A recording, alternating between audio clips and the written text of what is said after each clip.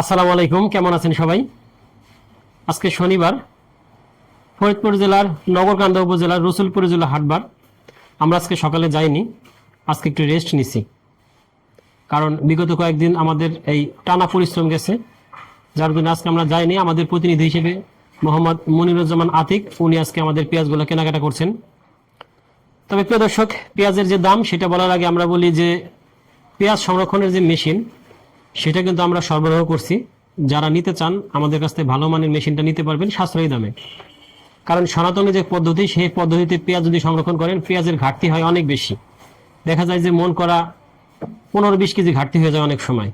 আর আমরা যে মেশিনটা সরবরাহ করছি, এই মেশিনের মাধ্যমে মাত্র 7 থেকে 10% ঘাটতি হবে, সর্বোচ্চ হলে 10%। যদি আপনারা ঠিকমতো পেঁয়াজ সংরক্ষণ করতে পারেন, মেশিনটা ঠিকমতো পরিচালনা করতে পারেন।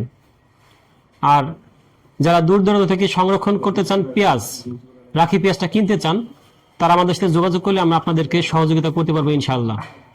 আর আরেকটা বিষয় যে পেঁয়াজের বীজ, আমাদের দেশে বিভিন্ন ধরনের পেঁয়াজের বীজ পাওয়া যায়, তার মধ্যে সবচেয়ে আকর্ষণীয় লালতির হাইব্রিডের সেকেন্ড জেনারেশনের বীজটা এবছর কিন্তু আমাদের খামারে বা আমাদের প্রজেক্টে হাইব্রিড সেকেন্ড জেনারেশনের বীজটা উৎপাদন হচ্ছে। অলরেডি আমরা ঘরে তুলে ফেলছি, এটা প্রক্রিয়াধীন অবস্থায় আছে। আগামী সিজনে, মানে নেক্সট যে পেঁয়াজ রোপণের সময় আসবে, তখন কিন্তু এটা আপনারা পেয়ে যাবেন আমাদের কাছ থেকে সাশ্রয়ী দামে। এবার আসি পেঁয়াজের কথায়। পেঁয়াজের দাম কিন্তু এখন যে পরিস্থিতিতে আছে তা কিন্তু কৃষকের জন্য ভালো নয়। কারণ কৃষকরা যে পরিমাণ কষ্ট করে, যে পরিমাণ খরচ করে এই পেঁয়াজগুলো উৎপাদন করে, এখন কিন্তু সেই দামটা তারা পাচ্ছে না।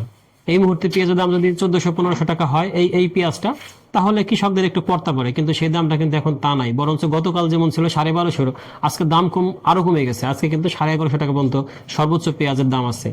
আর রাখি পেঁয়াজটা 1050 থেকে 1150। আর যেগুলো রাখি পেঁয়াজ না, এখনই খেয়ে ফেলতে হবে, সেগুলো তো আরো কম, সেগুলো দেখা যায় 800-900 টাকা পর্যন্ত চলে আসছে। তার মানে পেঁয়াজের দামে কিন্তু কৃষক একদমই হতাশ।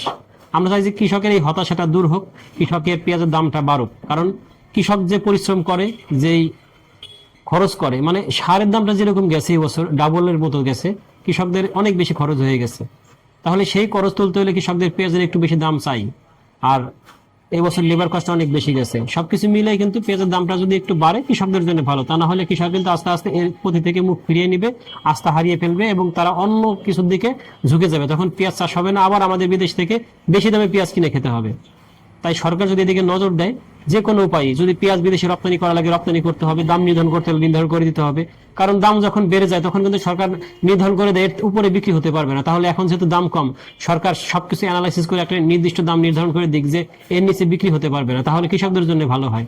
আবার দামটা এমন যেন না হয় যে ভোক্তার উপরে একদম বোঝা হয়ে যায়, তেমন যেন না হয়। আমরা চাই যে কৃষকও একটা ভালো দাম পাক, আর ভোক্তাও যেন একটা স্বাভাবিক দামে খেতে পারে।